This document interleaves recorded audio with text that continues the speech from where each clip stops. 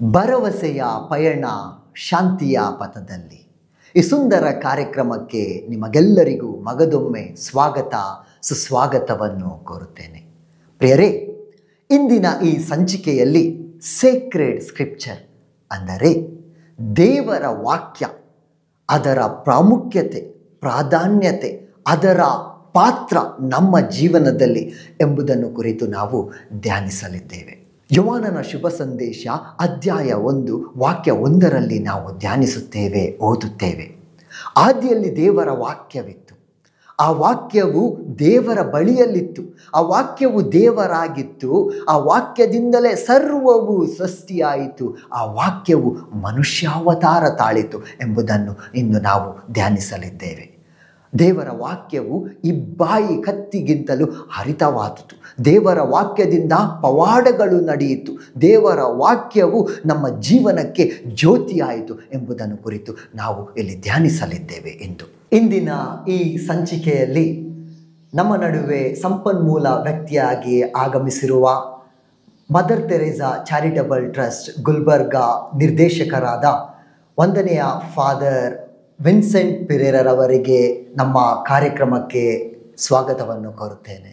Father, ತಡ ಮಾಡದೆ ನಿಮಗೆ ಮೊದಲನೇ ಪ್ರಶ್ನೆಯನ್ನು ಕೇಳಲಿಕ್ಕೆ ಇಚ್ಛಿಸ್ತೀನಿ.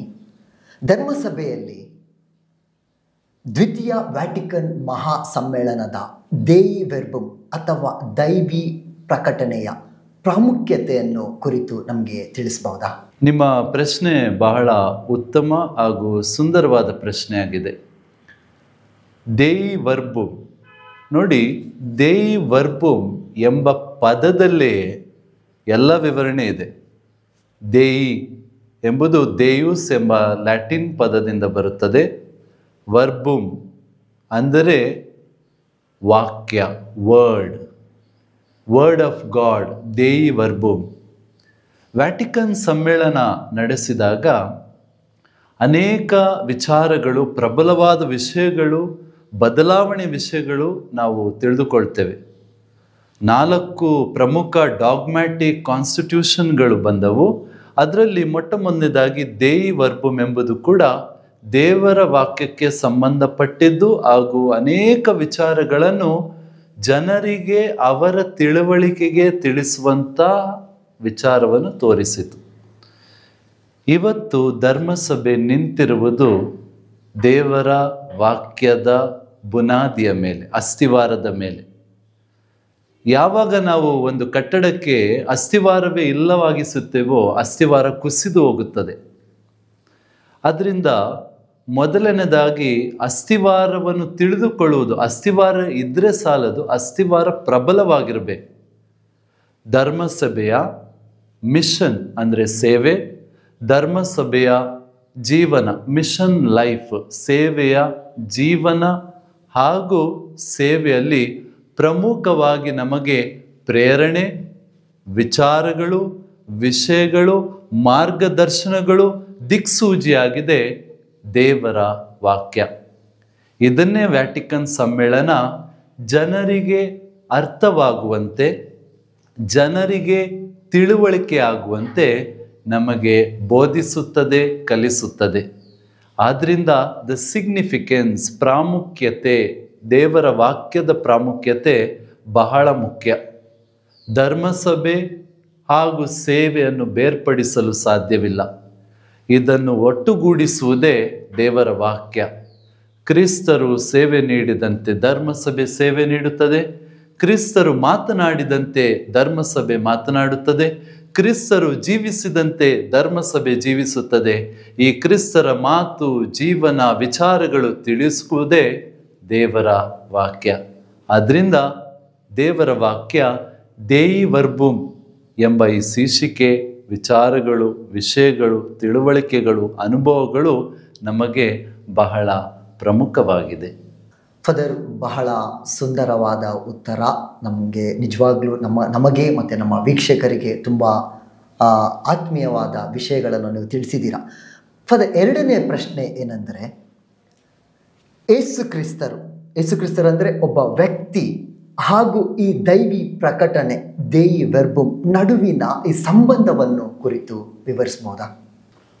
ಫ್ರಾನ್ಸಿಸ್ ರವರೇ ಬಹಳ ಉತ್ತಮವಾದ ಪ್ರಶ್ನೆಯನ್ನು ಕೇಳಿದ್ದೀರಿ. ನನ್ನ ಪ್ರಕಾರ ಈ ಪ್ರಶ್ನೆಯನ್ನು ಅರ್ಥ ಮಾಡಿಕೊಂಡವನು ದೇವರ ಹಾಗೂ ದೇವರ ಪ್ರಕಟಣೆಯ ಸಂಬಂಧವನ್ನು ಅರ್ಥ ಮಾಡಿಕೊಂಡಂತೆ. ಸುಲಭವಾಗಿ ಹೇಳುವುದಾದರೆ, ದೇವರು ಹೇಗೆಲ್ಲ ಪ್ರಕಟಿಸಿದರು, ತಮ್ಮನ್ನೇ ತಾವು ವ್ಯಕ್ತಪಡಿಸಿಕೊಂಡರು. How did God manifest or reveal? ಮೊದಲನೇದಾಗಿ ನಾವು ನೋಡ್ತೇವೆ, ಸೃಷ್ಟಿಯ ಮುಖಾಂತರ ದೇವರು ತಮ್ಮನ್ನೇ ವ್ಯಕ್ತಪಡಿಸಿದರು. ನಾವಿದನ್ನು ಹಳೆ ಒಡಂಬಡಿಕೆಯಲ್ಲಿ ನೋಡ್ತೇವೆ. ಅದು ಮಾತ್ರವಲ್ಲ, ಹಳೆ ಒಡಂಬಡಿಕೆಯಲ್ಲಿ ಪ್ರವಾದಿಗಳ ಮುಖಾಂತರ, ಯಾವಾಗೆಲ್ಲ ಪ್ರವಾದಿಗಳು ತಮ್ಮ ವಿಚಾರಗಳನ್ನು ಹೇಳಬೇಕೋ ಮೊದಲು ದೇವರ ಜೊತೆಗೆ ಮಾತನಾಡ್ತಾ ಇದ್ರು. ದೇವರ ಮಾತುಗಳನ್ನು ಜನರಿಗೆ ತಲುಪಿಸ್ತಾ ಇದ್ರು. ಪ್ರವಾದಿಗಳ ಮುಖಾಂತರ ದೇವರು ಪ್ರಕಟಿಸಿದರು. ಹೌದು. ದೇವರ ವಾಕ್ಯ ಇನ್ನೊಂದು ಸುಂದರವಾದ ವಿಚಾರವಾಗಿ ಹೇಳುತ್ತದೆ, ಅಂತಿಮವಾಗಿ ದೇವರು ತಮ್ಮ ಪುತ್ರರಾದ ಯೇಸು ಕ್ರಿಸ್ತರ ಮುಖಾಂತರ ಪ್ರಕಟಣೆ ಮಾಡಿದರು. Finally god revealed through the person of Jesus Christ. ನೋಡಿ, ಸುಲಭವಾಗಿ ನಿಮಗೆ ಅರ್ಥ ಆಗಲಿಕ್ಕೆ ನಾನು ಒಂದು ಸುಂದರವಾದ ವಾಕ್ಯ ಓದ್ತೇನೆ. ಬಹಳವಾದ ಸುಂದರವಾದ the introduction of the climax ಅಂತ ಹೇಳ್ಬೋದು. ಅಂತಿಮ ಫಿಲಮ್ ಎಂಡ್ ಆಗಬೇಕಾದ್ರೆ ಮೊದಲನೇ ಡೈಲಾಗ್ ಅಂತ ಹೇಳ್ಬೋದು. ಯೋಹಾನನು ಬರೆದ ಶುಭ ಸಂದೇಶ 1ನೇ ಅಧ್ಯಾಯ 14ನೇ ವಾಕ್ಯದಿಂದ, ಆ ದಿವ್ಯವಾಣಿ ಮನುಷ್ಯ ಆದರು. ಇಷ್ಟೇ, ಆ ದಿವ್ಯವಾಣಿ ಮನುಷ್ಯ ಆದರು. The word became flesh. ಇದು ದೇವರ ಸಂಪೂರ್ಣ ಪ್ರಕಟಣೆಯ ಪ್ರಾರಂಭ. ದೇವರು ಆದಿಯಿಂದ ಪವಿತ್ರಾತ್ಮರ ಮುಖಾಂತರ, ಸೃಷ್ಟಿಯ ಮುಖಾಂತರ ಪ್ರಕಟಿಸಿದರು. ತದನಂತರ ಪ್ರವಾದಿಗಳ ಮುಖಾಂತರ, ಅಂತಿಮವಾಗಿ ತಮ್ಮ ಪುತ್ರರಾದ ಯೇಸು ಕ್ರಿಸ್ತರ ಮುಖಾಂತರ ವ್ಯಕ್ತಪಡಿಸಿದರು. ದೇವರ ವಾಕ್ಯ ಮನುಷ್ಯ ಆಯಿತು. ಬಹುಶಃ ಯೇಸು ಮನುಷ್ಯರಾಗದೆ ಹೋಗಿದ್ದರೆ ನಮಗೆ ಅರ್ಥ ಆಗಲಿಲ್ಲ. ದೇವರನ್ನು ಊಹಿಸ್ಲಿಕ್ಕೂ ಸಾಧ್ಯವಾಗ್ತಿರ್ಲಿಲ್ಲ. ದೇವರ ಕರುಣೆ ಪ್ರೀತಿಯನ್ನು ತಿಳಿದುಕೊಳ್ಳಲು ಸಾಧ್ಯವಾಗ್ತಿರ್ಲಿಲ್ಲ. ಯಾವಾಗ ಯೇಸು ಸ್ವಾಮಿ ಪ್ರಕಟಿಸಿದರೋ, ತಮ್ಮನ್ನೇ ವ್ಯಕ್ತಪಡಿಸಿದರೋ, ತಂದೆಯ ಮುಖವನ್ನು, is the face of the father, is the image of the father, ಆಗ ನಮಗೆ ದೇವರು ಯಾರೆಂದು ಅರ್ಥವಾಯಿತು. ಕೊನೆಯದಾಗಿ ನಾನೇ ನಿಮ್ಗೊಂದು ಪ್ರಶ್ನೆ ಕೇಳ್ತೀನಿ. ಇದು ನಮ್ಗೆ ಎಲ್ಲಿ ಅರ್ಥ ಆಗ್ತದೆ? ದೇವರ ವಾಕ್ಯದಲ್ಲಿ. ದೇವರ ವಾಕ್ಯದ ಮುಖಾಂತರ ಹೌದು, ಈ ಅರ್ಥವನ್ನು ನಾವು ಪಡಿತಾ ಇದ್ದೇವೆ. ಫಾದರ್, ಬಹಳ ಉತ್ತಮವಾದ ಹಾಗೂ ನಿಮ್ಮ ಅನುಭವದಿಂದ ಬಂದ ಉತ್ತರ ಇದಾಗಿದೆ. ಫಾದರ್, ನನ್ನ 3ನೇ ಪ್ರಶ್ನೆ ಏನಂದರೆ, ಏಕೆ ಧರ್ಮಸಭೆಯು ತಮ್ಮ ಪಾಲನಾ ಸೇವೆಯಲ್ಲಿ ಧರ್ಮಗ್ರಂಥಕ್ಕೆ ಅಥವಾ ದೇವರ ವಾಕ್ಯಕ್ಕೆ ಹೆಚ್ಚಿನ ಪ್ರಾಮುಖ್ಯತೆಯನ್ನು ನೀಡುತ್ತೆ? ಅದಕ್ಕೆ ನೀವೇನಂತೀರಾ? ಖಂಡಿತವಾಗಿ ನೀಡಲೇಬೇಕು ಅಂತ ನಾನು ಹೇಳ್ತೇನೆ. ನೀಡುತ್ತದೆ ಅನ್ನೋಕ್ಕಿಂತ ನೀಡಲೇಬೇಕು. ಒಂದು ಮಗುವಿಗೆ ಏನು ಅಗತ್ಯ ಅಂತ ಕೇಳಿದ್ರೆ ನಾನು ಹೇಳ್ತೇನೆ, ತಾಯಿಯ ಪ್ರೀತಿ, ತಾಯಿಯ ಹಾಲು. ಬಹುಶಃ ಒಂದು ಮಗುವಿಗೆ ತಾಯಿನೇ ಇಲ್ಲ ಅಥವಾ ತಾಯಿಯ ಹಾಲೇ ಇಲ್ಲ ಅಂದರೆ ಎಷ್ಟು ಕೊರತೆ ಇರ್ಬೋದು. ಧರ್ಮಸಭೆಗೆ ದೇವರ ವಾಕ್ಯ, ಅದರ ಆದರ್ಶ ಪಾಲನೆ ಖಂಡಿತವಾಗಿ ಬೇಕಾಗಿದೆ. ಹೌದು. ಒಂದು ಗಾಡಿಗೆ ಪೆಟ್ರೋಲ್ ಇಲ್ಲ ಅಂದರೆ ಮುಂದೆ ಹೋಗ್ತದಾ? ಖಂಡಿತವಾಗಿ ಹೋಗೋದಿಲ್ಲ. ಆ ಗಾಡಿಗೆ ಪೆಟ್ರೋಲ್ ಫುಲ್ ಟ್ಯಾಂಕ್ ಮಾಡಿದಷ್ಟು ದೂರ ಹೋಗ್ತದೆ. ಎಷ್ಟು ದೇವರ ವಾಕ್ಯದ ಆದರ್ಶದಲ್ಲಿ ಧರ್ಮಸಭೆ ನಡೆಯುತ್ತದೆ, ಆಗ ಮಾತ್ರ ಧರ್ಮಸಭೆ ಕ್ರಿಸ್ತರ ಜೀವನದ ಪರಿಪೂರ್ಣತೆಯನ್ನು ತನ್ನ ಜೀವನದಲ್ಲಿ ಕಾಣ್ಬೋದು. ಆದ್ದರಿಂದ ನಾವು ಸಂತ ಪೌಲರ ಮಾತುಗಳಲ್ಲಿ ಹೇಳ್ತೇವೆ, ಯೇಸು ಕ್ರಿಸ್ತರು ಶಿರಸ್ಸಾಗಿದ್ದಾರೆ, ಧರ್ಮಸಭೆ ನಾವೆಲ್ಲರೂ ಅಂಗಾಂಗಗಳಾಗಿದ್ದೇವೆ ಅಂತೇಳಿ. ಈ ಸಂದರ್ಭದಲ್ಲಿ ನನಗೆ ಪ್ರೇರಣೆ ಕೊಡುವಂತಹ ಒಂದು ಪ್ರಮುಖವಾದ ವಾಕ್ಯವನ್ನು ಓದಲು ನಾನು ಇಷ್ಟಪಡ್ತೇನೆ. ಆ ವಾಕ್ಯ ನಿಮ್ಮ ಪ್ರಶ್ನೆಗೆ ಸರಿಯಾದ ಉತ್ತರ ಅಂತಲೂ ನಾನು ಹೇಳಲು ಬಯಸ್ತೇನೆ. ಆ ವಾಕ್ಯ ಎಲ್ಲಿದೆ ಅಂದರೆ, 2 ತಿಮೋಥೆಯರಿಗೆ ಬರೆದ ಪತ್ರ 3ನೇ ಅಧ್ಯಾಯ 16ನೇ ವಾಕ್ಯದಿಂದ ನಾನು ಓದ್ತೇನೆ. ಪವಿತ್ರ ಗ್ರಂಥ ದೈವ ಪ್ರೇರಣೆಯಿಂದ ರಚಿತವಾದದ್ದು, ಅಂದರೆ Through God's Holy Spirit and inspiration, the word of God was formed. ಆದ್ದರಿಂದ ಅದು, ಇಲ್ಲಿ ನಿಮಗೆ ಉತ್ತರ ಇದೆ ಸ್ಪಷ್ಟವಾಗಿ, ಆದ್ದರಿಂದ ಅದು ಪ್ರಬೋಧನೆಗೂ, ಖಂಡನೆಗೂ, ತಿದ್ದುಪಾಟಿಗೂ, ನೀತಿ ಬೋಧನೆಗೂ ಉಪಯುಕ್ತವಾಗಿದೆ. ಅದರ ಮೂಲಕ ದೈವ ಭಕ್ತರು ಸಿದ್ಧರು, ಸಕಲ ಸತ್ಕಾರ್ಯಗಳಿಗೂ ಸನ್ನದ್ಧರು ಆಗಬಲ್ಲರು. ನೋಡಿ, ದೇವರ ವಾಕ್ಯ ನಮಗೆ ಬೋಧಿಸುವುದು ಮಾತ್ರವಲ್ಲ, ತಿಳಿಸುವುದು ಮಾತ್ರವಲ್ಲ, ಬೆಳೆಸುವುದು ಮಾತ್ರವಲ್ಲ, ನಮ್ಮಲ್ಲಿರುವುದು ಸರಿಪಡಿಸುವುದು ಮಾತ್ರವಲ್ಲ, ನಮಗೆ ಏನನ್ನು ಮಾಡುತ್ತದೆ? ಸಿದ್ಧಿಗೆ ತರುತ್ತದೆ. ಒಂದು ಧರ್ಮಸಭೆ ಸಿದ್ಧಾಂತದಲ್ಲಿ ನಡಿಬೇಕಂದ್ರೆ ದೇವರ ವಾಕ್ಯದ ಸಿದ್ಧಾಂತದಲ್ಲಿ ನಡಿಬೇಕು. ಆದ್ದರಿಂದ ದೇವರ ವಾಕ್ಯ ಪ್ರಮುಖವಾಗಿ ದೇವರ ಧರ್ಮಸಭೆಯ ಸೇವೆಯನ್ನು ಮಾಡಲು ಖಂಡಿತವಾಗಿ ಅಗತ್ಯವಾಗಿದೆ. ಇದರಲ್ಲಿ ಇನ್ನೊಂದು ಅಂಶವನ್ನು ನಾನು ಹೇಳ್ಬೇಕಂದ್ರೆ, ಧರ್ಮಸಭೆ ಅಂದರೆ ಯಾರು? ಸುಲಭವಾಗಿ ವ್ಯಾಟಿಕನ್ ಸಮ್ಮೇಳನ ನಮಗೆ ಮೊದಲನೇದಾಗಿ ಕಳಿಸೋದು ಧರ್ಮಸಭೆ ಅಂದರೆ ಪೀಪಲ್ ಆಫ್ ಗಾಡ್, ದೇವ ಜನರೇ ಧರ್ಮಸಭೆ. What is church? People of God. ದೇವ ಜನರೇ ಪೀಪಲ್ ಆಫ್ ಗಾಡ್, ದೇವ ಜನರೇ. ಹೌದು, ಧರ್ಮಸಭೆ. ಆದ್ರಿಂದ ಈ ಪೀಪಲ್ ಆಫ್ ಗಾಡ್, ಈ ಧರ್ಮಸಭೆ ಬೆಳಿಬೇಕಂದ್ರೆ ದೇವರ ವಾಕ್ಯ. ಆದ್ರಿಂದ ದೇವರ ವಾಕ್ಯನೇ ದೇವ ಭಕ್ತರಿಗೆ ಸಿದ್ಧಿಗೆ, ಅವರಿಗೆ ಬೆಳೆಸಲು, ಕಲಿಸಲು, ತಿದ್ದುಪಡಿಸಲು, ಸಂಪೂರ್ಣತೆಗೆ ತರಲು ದೇವರ ವಾಕ್ಯ ಅಗತ್ಯವಾಗಿದೆ. ಎಲ್ಲಿಂದ ಬಂದಂತ ದೇವರ ವಾಕ್ಯ? ಅದು ಪವಿತ್ರಾತ್ಮರ ಪ್ರೇರಣೆಯಿಂದ. ಆದುದರಿಂದ ಖಂಡಿತವಾಗಿಯೂ ದೇವರ ವಾಕ್ಯ ನಮಗೆ ಮಾರ್ಗದರ್ಶನ, ಧರ್ಮಸಭೆಗೆ ಜೀವಾಳ. The vitality of the church is word of God. ನಿಮಗೆ ಉತ್ತರ ಕೊಟ್ಟಿದ್ದೇನೆ ಅನಿಸ್ತದೆ. ಹೌದು, ಕೊಟ್ಟಿದ್ದೀರಾ. ಫಾದರ್, ಪಾಲನಾ ಸೇವೆಯಲ್ಲಿ ದೇವರ ವಾಕ್ಯದ ಮಹತ್ವವನ್ನು ಕುರಿತು ನೀವು ತುಂಬ ಸುಂದರವಾಗಿ ನೀವು ನಮಗೆ ತಿಳಿಸಿಕೊಟ್ಟಿದ್ದೀರಾ. ಫಾದರ್, ನನ್ನ ಮುಂದಿನ ಪ್ರಶ್ನೆ ಏನಂದರೆ, ವೆರ್ಬುಮ್ ಡೊಮಿನಿ ದ್ವಿತೀಯ ವ್ಯಾಟಿಕನ್ ಮಹಾ ಸಮ್ಮೇಳನದಲ್ಲಿ ವೆರ್ಬುಮ್ ಡೊಮಿನಿಯ ಪಾತ್ರವನ್ನು ಕುರಿತು ನಮಗೆ ಸ್ವಲ್ಪ ತಿಳಿಸಬಹುದಾ? ಪಾತ್ರವೇನು? ಒಬ್ಬ ಗುರುವಿನ ಪಾತ್ರವೇನು ಶಿಷ್ಯನೆಡೆಗೆ ಎಂಬ ಪ್ರಶ್ನೆ ಇದ್ದಂಗಿದೆ ಇದು. ಧರ್ಮಸಭೆ ನಮಗೆ ಅಲ್ಲಿ ದೇವರ ವಾಕ್ಯ ಇದೆ, ಓದು ಅಂತ ಹೇಳ್ತಿಲ್ಲ, ಉತ್ತೇಜನ ಕೊಡ್ತಾ ಇದೆ. It is motivating. ನೀವು ದೇವರ ವಾಕ್ಯದಲ್ಲೇ ಪ್ರತಿಯೊಂದು ಪತ್ರಗಳಲ್ಲಿ, ವಿಶೇಷವಾಗಿ ಸಂತ ಪೌಲರ ಪತ್ರಗಳಲ್ಲಿ ನೀವು ನೋಡ್ಬೋದು, ಎಲ್ಲ ಬೋಧನೆಯ ನಂತರ ಜನರಿಗೆ ಮೋಟಿವೇಶನ್, ಉತ್ತೇಜನ, ಎನ್ಕರೇಜ್ಮೆಂಟ್ ಅಂತ ಹೇಳ್ತೀವಲ್ಲ, ನಾವು ಏನೇ ಮಾಡಿದ್ರೂ ಪ್ರೋತ್ಸಾಹ ಮಾಡಿದಾಗ ಮಾತ್ರ ಅದನ್ನ ಹುರಿದುಂಬಿಸಿ ಕೆಲಸ ಮಾಡ್ದಂಗೆ ಆಗ್ತದೆ. ಈಗ ಯಾವನಿಗೋ ಈಜನ್ನೇ ನೋಡಿಲ್ಲ, ಈಜೇ ಹೊಡೆದಿಲ್ಲ, ಈಜ್ ಬಗ್ಗೆನೇ ಜ್ಞಾನ ಇಲ್ಲ ಅಂದ್ರೆ ಹೇಗೆ? ಆತನಿಗೆ ಅಲ್ಲಿ ಈಜ್ಬೋದು, ನೀರಲ್ಲಿ ಮನುಷ್ಯ ತೇಲ್ಬೋದು, ಇಂತಿಂಥ ವ್ಯಕ್ತಿಗಳು ಈ ರೀತಿ ಈಜಿದ್ದಾರೆ ಅಂತ ತೋರಿಸಿದ್ರೆ ಅದೊಂದು ಪ್ರೋತ್ಸಾಹ, ಮೋಟಿವೇಶನ್ ಆಗ್ತದೆ. ದೇವರ್ಬು ಮಾಡುವ ಕೆಲಸ ಇದೆ. ದೇವರ ವಾಕ್ಯ ಬಿಟ್ಟು ಬೇರೆ ಏನು ಹೆಚ್ಚು ಹೇಳ್ತಿಲ್ಲ, ಆದರೆ ದೇವರ ವಾಕ್ಯದ ಬಗ್ಗೆನೇ ಹೆಚ್ಚಾಗಿ ಡೀಪನಿಂಗ್ ಅಂದರೆ ಆಳವಾಗಿ ಹೇಳ್ತಾ ಇದೆ. ಎಷ್ಟು ಆಳವಾಗಿ ಹೇಳ್ತಿದೆ ಅಂದರೆ, ಕೊನೆಯದಾಗಿ ಧರ್ಮಸಭೆ ದೇಯಿ ವರ್ಬುಮ್ ಎಂಬ ಬರವಣಿಗೆ ಮುಖಾಂತರ ದೇವ ಜನರಿಗೆ ಪ್ರೋತ್ಸಾಹ ಕೊಡುತ್ತಿದೆ. ಕೇವಲ ಇದ್ರ ಬಗ್ಗೆ ತಿಳುವಳಿಕೆ ಮಾತ್ರ ಅಲ್ಲ, ಇವತ್ತು ನಮ್ಮ ಜನರಿಗೆ ಪ್ರೋತ್ಸಾಹ ಬೇಕಾಗಿದೆ. ಯಾಕೆಂದ್ರೆ ಬಹುಶಃ ಈ ನಮ್ಮ ಬುನಾದಿಯನ್ನೇ ಸರಿಪಡಿಸ್ತಾ ಇದ್ರಿ, ಇದ್ರ ಬಗ್ಗೆನೇ ನಮಗೆ ತಿಳುವಳಿಕೆ ಇಲ್ಲ ಅಂದ್ರೆ ಮುಂದೆ ಬೆಳಿಲಿಕ್ಕಾಗಲ್ಲ.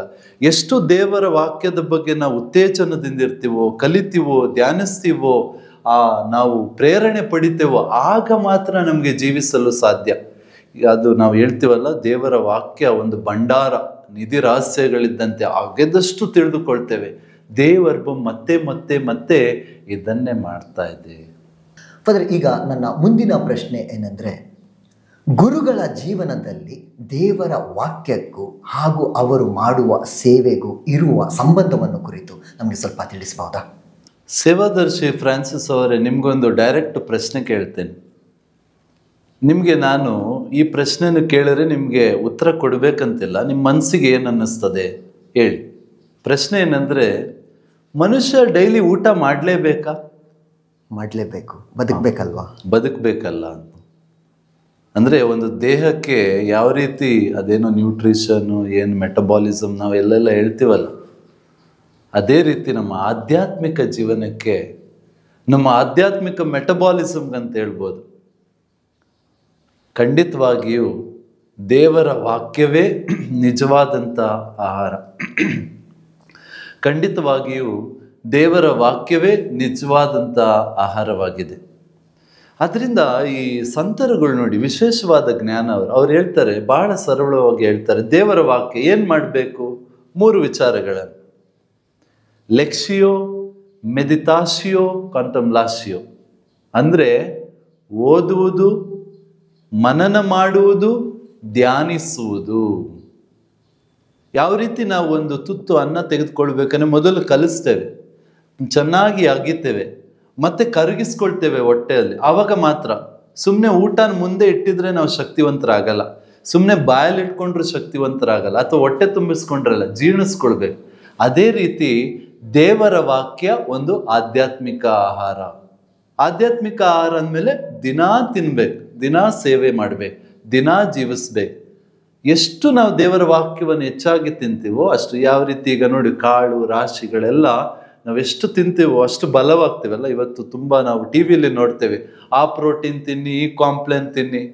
ನಮ್ಮ ಬದುಕಿನ, ನಮ್ಮ ಆಧ್ಯಾತ್ಮಿಕ ಜೀವನದ ಕಾಂಪ್ಲೇನ್, ಹಾರ್ಲಿಕ್ಸ್, ಏನೇ ಪ್ರೋಟೀನ್ ಏನೇ ಹೇಳ್ಬೋದು, ಅದೆಲ್ಲವೂ ದೇವರ ವಾಕ್ಯದ ನಿತ್ಯ ಓದುವುದು, ಧ್ಯಾನಿಸುವುದು, ಅದನ್ನು ಅರಗಿಸಿಕೊಳ್ಳುವುದು, ಕರಗಿಸುವುದು, ಜೀವಿಸುವುದಾಗಿದೆ. ಪ್ರತಿಯೊಬ್ಬ ಕ್ರೈಸ್ತನಿಗೂ, ಪ್ರತಿಯೊಬ್ಬ ಮನುಷ್ಯನ ಜೀವನದಲ್ಲಿ ದೇವರ ವಾಕ್ಯವು ಅವನ ಜೀವಾಳವಾಗಿದೆ.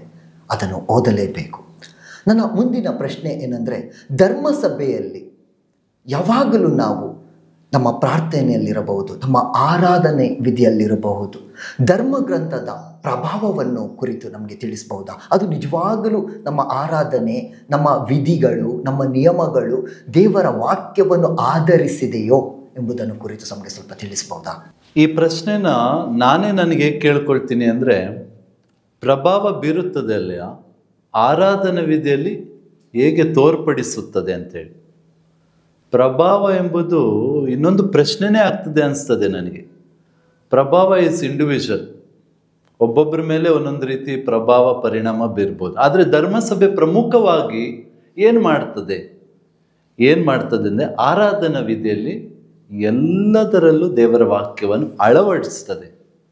ಈಗ ಉದಾಹರಣೆ, ನೀವೊಂದು ರಸ್ತೆಯಲ್ಲಿ ಪ್ರಯಾಣ ಮಾಡಬೇಕಂದ್ರೆ ನೀವು ನೋಡಿದ್ದೀರ, ಸೆಂಟರಲ್ಲಿ ಒಂದು ಲೈನ್ ಇರ್ತದೆ, ಸೈಡಲ್ಲಿ ಒಂದು ಲೈನ್ ಇರ್ತದೆ. ಇದೇನನ್ನು ಸೂಚಿಸ್ತದೆ? ಲೇನ್ ಡಿಸಿಪ್ಲಿನ್ ಅಂತ ಹೇಳ್ತೀವಿ. ನೀನು ಈ ಕಡೆನೇ ಇರಬೇಕು, ಅವನು ಆ ಕಡೆನೇ ಹೋಗಬೇಕು, ನೀನು ಹೆಚ್ಚಾಗಿ ಎಡಗಡೆಗೆ ಹೋಗಬಾರ್ದು, ರಸ್ತೆಯಿಂದ ಆಚೆ ಹೋಗ್ತೀಯ. ನಾವು ರಸ್ತೆಯಲ್ಲಿ ನೋಡ್ತೇವೆ ಸೈನ್ ಬೋರ್ಡ್ಸ್ ಇರ್ತವೆ, ಅವು ಕೂಡ ಮಾರ್ಗಸೂಚಿಗಳಾಗಿರ್ತವೆ, ಹಂಪಿರ್ತವಲ್ಲ. ಅದೇ ರೀತಿ ದೇವರ ವಾಕ್ಯವನ್ನು ಎಲ್ಲ ಪ್ರಾರ್ಥನಾ ಆರಾಧನಾ ವಿಧಿಯಲ್ಲಿ ಅಳವಡಿಸ್ತದೆ. ಉದಾಹರಣೆಗೆ ನಾನು ಹೇಳ್ತೀನಿ, ದಿವ್ಯ ಬಲಿಪೂಜೆ, ಮಹಾಶ್ರೇಷ್ಠವಾದ ಬಲಿಪೂಜೆ, ಮಹಾ ಪ್ರಾರ್ಥನೆ ಅಂತಲೇ ಹೇಳ್ಬೋದು. ಈ ಬಲಿಪೂಜೆ ಪ್ರಾರಂಭ ಹೇಗಾಗುತ್ತದೆ? ಪಿತನ ಮತ್ತು ಸುತನ ಮತ್ತು ಪವಿತ್ರಾತ್ಮರ ನಾಮದಲ್ಲಿ ಅಂತ ಹೇಳ್ತೇವೆ. ಅದೆಲ್ಲಿದೆ? ದೇವರ ವಾಕ್ಯದಲ್ಲಿದೆ. ಪ್ರಭು ನಿಮ್ಮೊಡನೆ ಇರಲಿ ಅಂತ ಹೇಳ್ತಾರೆ. ಎಲ್ಲಿದೆ ಅದು? ಸಂತ ಪೌಲರು ಹೇಳಿರುವಂಥ ಮಾತುಗಳಾಗಿದೆ. ಈಗೋ ಲೋಕದ ಪಾಪಗಳನ್ನು ಪರಿಹರಿಸುವ ದೇವರ ಕುರಿಮರಿವರ ಪಾಸ್ಕ ಭೋಜನಕ್ಕೆ ಆಹ್ವಾನಿತರು ಭಾಗ್ಯವಂತರು ಅಂತ ನಾವು ಹೇಳ್ತೇವೆ. ಎಲ್ಲಿದೆ ಅದು? ಅದು ಬಂದು ದೇವರ ವಾಕ್ಯದಲ್ಲಿ, ಸ್ನಾನಿಕ ಯೋಹಾನನ ಮಾತುಗಳಲ್ಲಿದೆ. ನಾವು ಬಲಿಪೂಜೆಯಲ್ಲಿ ಏನನ್ನ ಓದ್ತೇವೆ, ಏನನ್ನ ಧ್ಯಾನಿಸ್ತೇವೆ? 2ನೇ ಭಾಗವಾಗಿದೆ, ಅದೇ ದೇವರ ವಾಕ್ಯದ ಭಾಗ. ಅಲ್ಲಿ ನೋಡಿ, 1ನೇ ವಾಚನ, ಅಲ್ಲಿ ನಾವು ಕೀರ್ತನೆಗಳನ್ನು ಧ್ಯಾನಿಸ್ತೇವೆ, ಓದ್ತೇವೆ, ಹಾಡ್ತೇವೆ. ಭಾನುವಾರಗಳ ಆರಾಧನಾ ವಿಧಿಯಲ್ಲಿ 2ನೇ ವಾಚನ ಇರ್ತದೆ, ಶುಭ ಸಂದೇಶ ಇರ್ತದೆ. ಇಡೀ ವರ್ಷ ಬಲಿಪೂಜೆಯಲ್ಲಿ ನಮಗೆ ಧರ್ಮಸಭೆ ಏನು ಕೊಡ್ತದೆ? ಏನು ಬದಲಾವಣೆ ಆಗಲ್ಲ, ಆದರೆ ದೇವರ ವಾಕ್ಯ ಬದಲಾವಣೆ ಆಗ್ತಾ ಹೋಗ್ತದೆ. ಆದ್ರಿಂದ ಎಲ್ಲ ಆರಾಧನಾ ವಿಧಿಯಲ್ಲೂ ದೇವರ ವಾಕ್ಯವನ್ನು ಅಳವಡಿಸುತ್ತದೆ. ಅದು ಒಂದು ರೀತಿ ಶಾಕ್ ಅಬ್ಸರ್ವ್ಸ್ ಇದ್ದಂಗೆ, ಎಲ್ಲ ಕಡೆ ಇರಲೇಬೇಕು, ಇಲ್ಲಾಂದ್ರೆ ಗಾಡಿ ಹಾರಿ ಎಲ್ಲ ಕಡೆ ಮುರಿದೋಗ್ತದೆ. ಅದರಿಂದ ದೇವರ ವಾಕ್ಯ ಅಳವಡಿಕೆ ಅಂತ ಹೇಳ್ಬೋದು, ಖಂಡಿತವಾಗಿ ಆಗ. ಈಗ ಒಂದೇ ಉದಾಹರಣೆ ಸಿಂಪಲ್ ಆಗಿ ಹೇಳ್ಬೇಕಂದ್ರೆ, ಒಳ್ಳೆ ಟಯರು, ಒಳ್ಳೆ ಮಿಷಿನ್ ಎಲ್ಲ ಇದೆ, ಅದ್ರ ಗ್ರೀಸ್ ಅಂತ ಹಾಕ್ತಾರಲ್ಲ ಸ್ಮೂತ್ ಮೂವ್ಮೆಂಟ್ಗೆ, ಅದರಿಂದ ಆರಾಧನೆ ವಿಧಿಗಳಲ್ಲಿ ದೇವರ ವಾಕ್ಯ ಅಳವಡಿಕೆ ಖಂಡಿತವಾಗಿ ಎಲ್ಲ ಕಡೆ ಇದೆ, ಇರ್ತದೆ. ಇಲ್ಲದೆ ಅಂದರೆ ಅದು ಆರಾಧನಾ ವಿಧಿಗೆ ಸಂಪೂರ್ಣತೆ ಆಗಲ್ಲ. ಅದು ಖಂಡಿತವಾಗಿ ಅಳವಡಿಸಿದೆ. ಇದರ ನಂತರ ನಾವು ಯೋಚನೆ ಮಾಡ್ಬೋದು ಇದರಲ್ಲ ಪ್ರಾಬಲ್ಯತೆ ಪ್ರಾಮುಖ್ಯತೆ ಅಲ್ಲ. ಆದರೆ ನಾನು ಹೇಳುವುದಂತಂದರೆ ಏನನ್ನ ಮಾಡ್ತಾ ಇದೆ, ಬೇಸಿಕಲಿ ಇಟ್ ಹ್ಯಾಸ್ ಇಂಪ್ಲಿಮೆಂಟೆಡ್ ಅಂತಾನೆ ಇದೆ. ಇಂಪ್ಲಿಮೆಂಟೆಡ್ ಎಂಬುದು ರೈಟ್ ಪದ ಅಲ್ಲ, ಆದರೆ ಅಳವಡಿಸಿದೆ, ಸಂಪೂರ್ಣವಾಗಿ ಕಾರ್ಯಗತ ಮಾಡಲು, ಧ್ಯಾನಿಸಲು, ಜೀವಿಸಲು ಅದನ್ನು ಅಲ್ಲಿ ಇಟ್ಟಿದೆ ಅಂತ ಹೇಳ್ಬೋದು. ನನ್ನ ಪ್ರಶ್ನೆ ಏನಂದರೆ, ದೇವರ ವಾಕ್ಯ ಹಾಗೂ ಸಂಪ್ರದಾಯದ ನಡುವೆ ಇರುವ ಸಂಬಂಧ, ದ್ವಿತೀಯ ವ್ಯಾಟಿಕನ್ ಮಹಾಸಭೆ ದೇಯಿ ವೆರ್ಬಮ್ ನಮಗೆ ಈ ಎರಡು ಸಂಬಂಧಗಳ ಕುರಿತು ತಿಳಿಸುವ ನಿಲುವುಗಳನ್ನು ನಮಗೆ ಸ್ವಲ್ಪ ವಿವರಿಸ್ತೀರಾ? ಒಂದು ಉದಾಹರಣೆ ಕೊಡಲು ಬಯಸ್ತೇನೆ. ಯಾರಾಗಿದ್ದರು ಯೇಸುವಿನ ಪ್ರೀತಿಯ ಶಿಷ್ಯ? ನಾವೇನು ಇಲ್ಲಿ ಕಂಪ್ಯಾರಿಸನ್ ಮಾಡ್ತಿಲ್ಲ. ಯೋಹಾನ.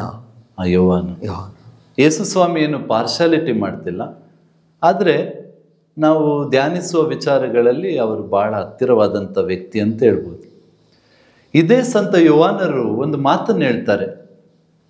21 ಅಧ್ಯಾಯಗಳಿದೆ. 21ನೇ ಅಧ್ಯಾಯ ಕೊನೆ ವಾಕ್ಯಗಳಲ್ಲಿ ಹೇಳ್ತಾರೆ ಸಂತ ಯೋಹಾನರು, ಯೇಸು ಸ್ವಾಮಿ ಮಾಡಿದ ಎಷ್ಟೋ ಕಾರ್ಯಗಳು, ಎಷ್ಟೋ ಅದ್ಭುತಗಳು, ಎಷ್ಟೋ ವಿಷಯಗಳಿದೆ, ಎಲ್ಲವನ್ನು ಬರೀಲಿಕ್ಕೆ ಆಗಲ್ಲ, ಅಗತ್ಯವಿರುವುದನ್ನು ನಾನು ಬರೆದಿದ್ದೇನೆ. ಹೌದು ಹೌದು. ಈಗ ಒಂದು 21 ಅಧ್ಯಾಯಗಳಲ್ಲಿ ಒಂದು ಅಧ್ಯಾಯ ತೆಗೆದುಕೊಳ್ಳೋಣ. 6ನೇ ಅಧ್ಯಾಯ.